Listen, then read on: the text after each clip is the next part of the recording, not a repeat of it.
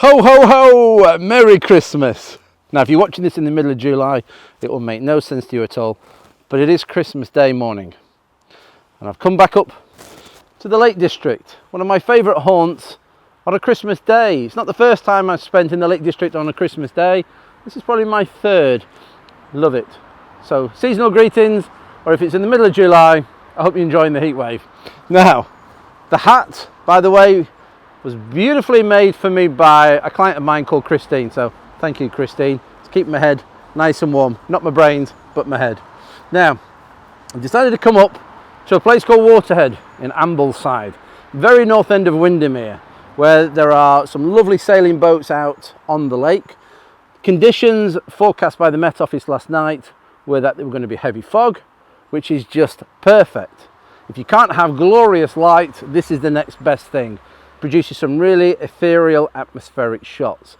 And knowing that this place works so well with the boats that are isolated against a very misty backdrop, this has to be one of the top places to go. I will be heading out back to Rydal Water, where I was first thing this morning, to shoot the tree again. I think these conditions are going to stay all day. So I have set up my Canon EOS R mirrorless camera.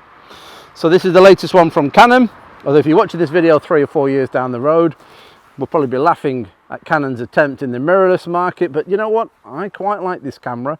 I have a 5D Mark IV, which I am filming this video on now. So I have 2 full frames, old technology, new technology. And I have to say, I do like the mirrorless. So we'll leave it at that, but I do like it. And I tend to shoot more with the mirrorless now rather than the 5D IV. So I have set up a shot on this lovely white boat and the white buoy. I'm shooting about 1 1/3 stops overexposed so that it adds a little bit more high key of a look to the shot, which suits me fine. Now, I have a 24-70 f4 lens bolted to this camera. I am using the the RF adapter, which then allows you to run your EF lenses. So I have obviously lenses, L series glass lenses that I want to continue using with this new camera, and this adapter helps. And I'm currently shooting around about 55mm landscape orientation, and I've placed the boat roughly on about 1/3. It's quite a basic bog standard shot. It should work really well. Now, because the water is so calm, and in fact it's almost gone mirror-like again, is that the mast that's in the sky is also reflected in the water. So you need to zoom out in order to get the mast reflection as well as the mast itself. Otherwise, no good cutting it off in the water. You've got to give it enough free space. So you've got to go a little wider, and that's absolutely fine. I have taken this shot in a portrait orientation as well, and here it is now for you.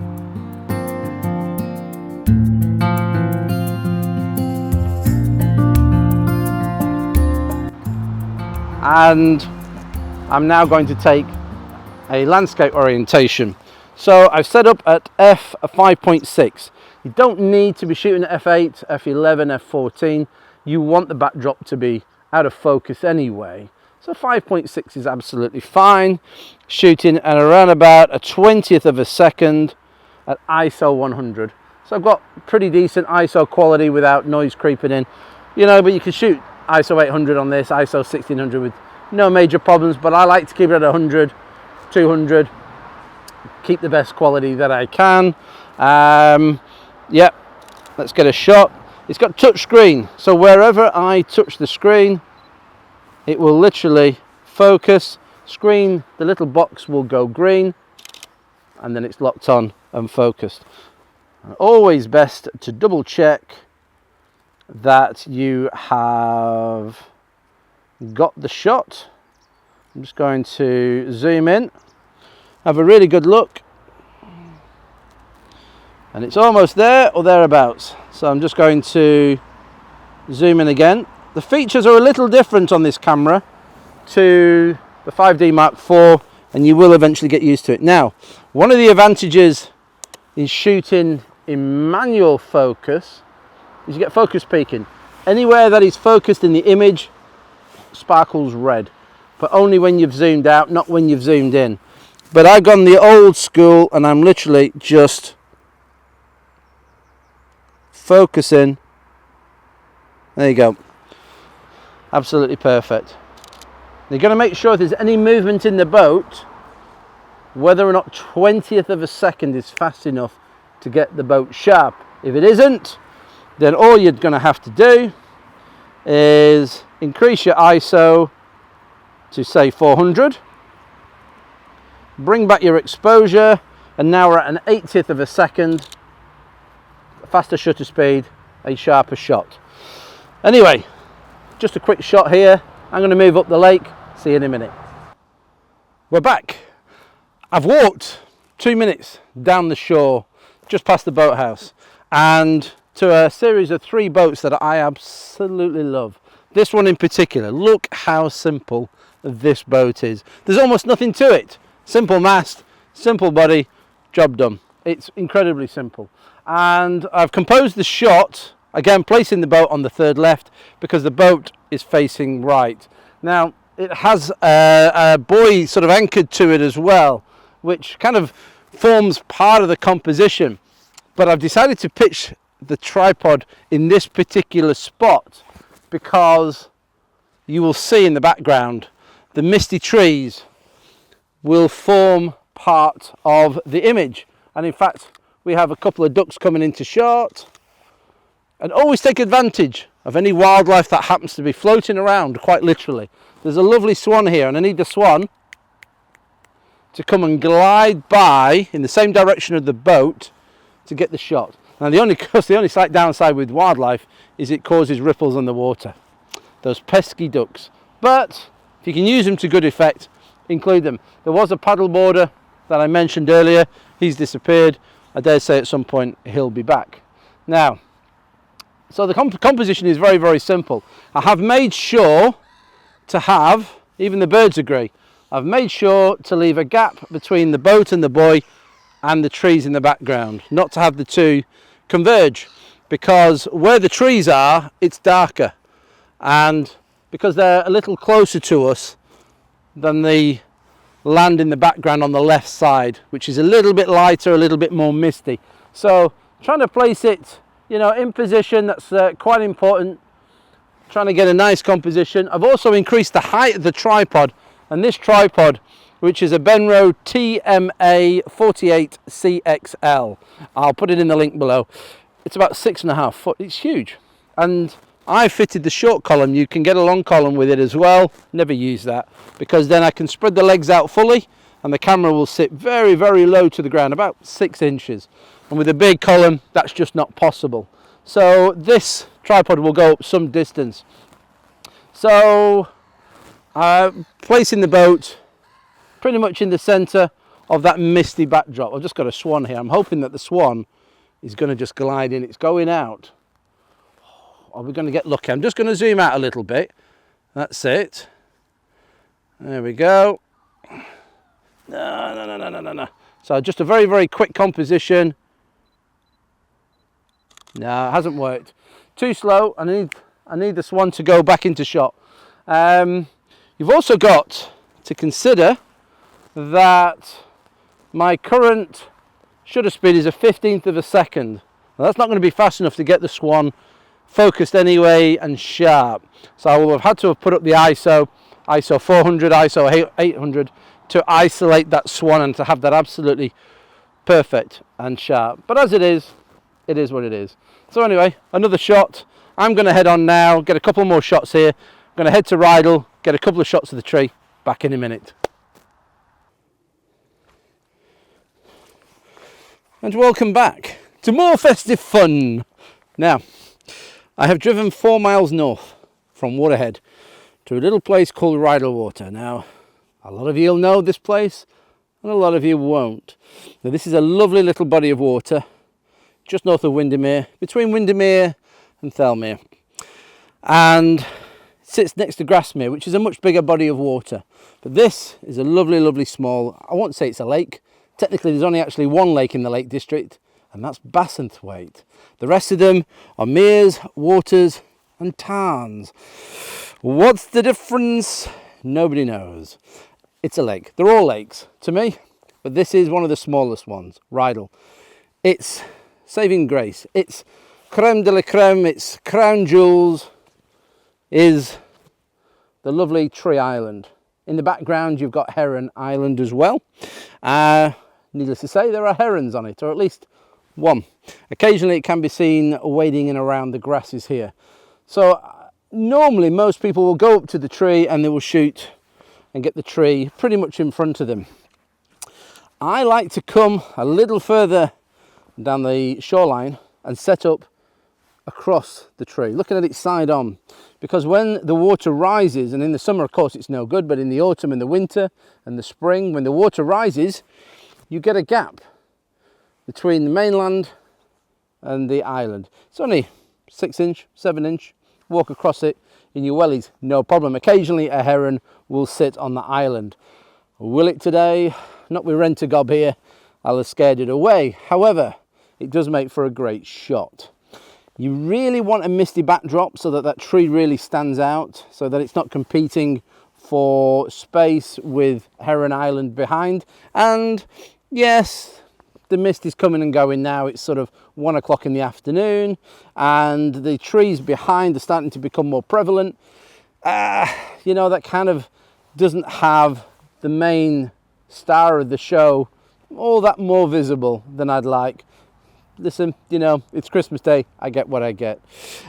So I've decided to try and get something a little different. Normally I'd put a 70 to 200 on and I would shoot and get the tree and a little bit of the mainland, and that works very, very well. That's the stock shot. But having walked around, there's some lovely brown grasses. There's a lovely batch of them just here.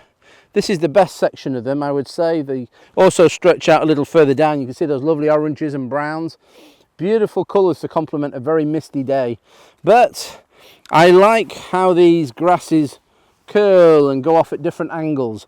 So I've set a shot up here where probably 2/3 of the image is grass and the tree is centrally positioned right in the background. I may also take a shot and place the tree on the right hand side as well, on the right third.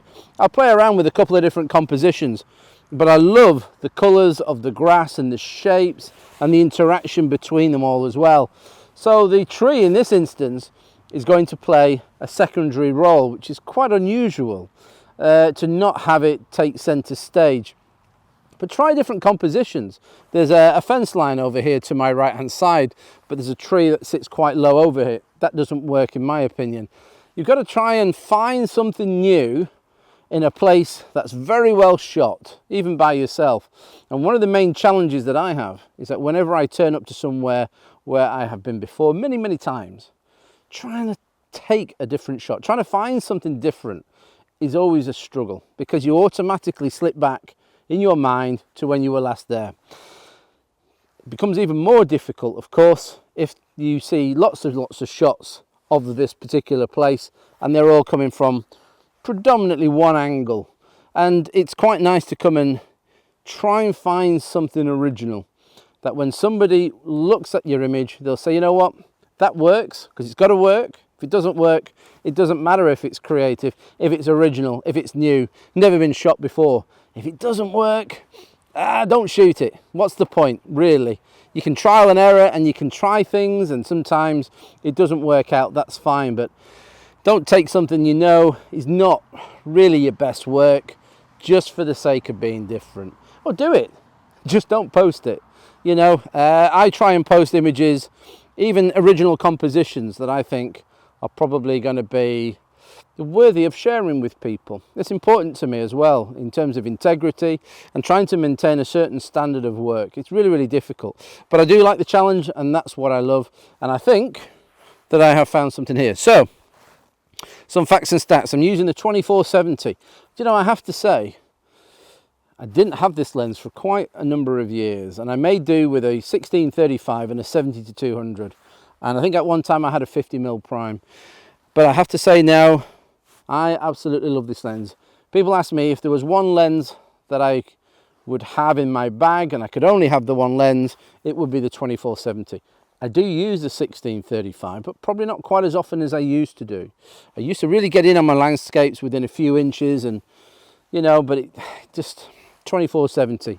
It's such a versatile all-rounder, and this f4 lens is a fraction of the price of the 2.8, and it is sharp, it's lighter, and it's smaller. So when you're carrying it around in your bag, f4, beautiful lens.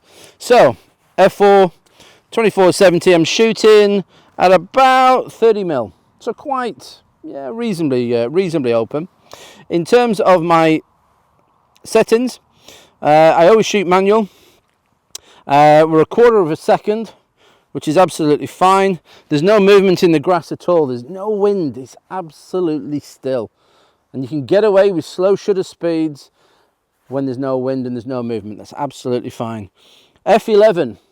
Now, I could shoot at f8, because what I've decided to do is to focus stack. So I have taken 3 shots, close, mid, and distance. And I'm going to merge the 3 together. So you could argue, shoot at f8. Well, f8, f11, there's neither here nor there in terms of quality. You know, most lenses will work beautifully between f8 and f11. So I've taken 3 shots. ISO 100, so for minimal noise. Neutral setting, although that only really affects your JPEGs. Some people will put it onto landscape, boosting the colours, but they're slightly messing around with your JPEG images. Your raw file will always be standard. Yeah, so there we have it. f11, quarter of a second, 30 mil, job done. Simple as that, really. So it's an interesting little composition. As you can see here, occupying 2/3 of the space. If you actually want to see the image, if you can see the image, that was shot yesterday down at St. Anne's. Here we have it. And now, what's actually happened since I took the shot is that the Heron Island in the background has actually started to become more and more noticeable. Here, it was actually quite muted. So even in the 10 minutes I've been chatting and various things, the conditions are changing all the time. The mist still hovers behind, but not necessarily in front of it. So you've got to take these shots as and when you can. But I got a shot this morning, a long-range shot this morning whilst chatting to Wolfie Pics, and I'll put a link to his images down below. And yeah, gorgeous. First thing this morning, it was so sublime. Oh, perfect. Some people wish for a white Christmas. I wish for a misty one. This will do me absolutely fine. But anyway, that's it. Job done. 2 locations, Christmas Day. I'm going to head home now. I think I've earned a well-earned glass of sherry, although actually in reality it'll be a cup of tea. And that's it. So thanks for watching. I hope it's been useful. Entertaining, I wouldn't I wouldn't go that far, but certainly useful. It's been great to have your company. And until the next video that I do, but let's hope that it's before next Christmas. So thanks for watching. If you want to subscribe, somewhere down below is the subscribe button, and then press the little bell next to it. You'll be notified whenever I do some new videos. So thanks for watching. Until next time, keep shooting, keep smiling. Bye bye for now.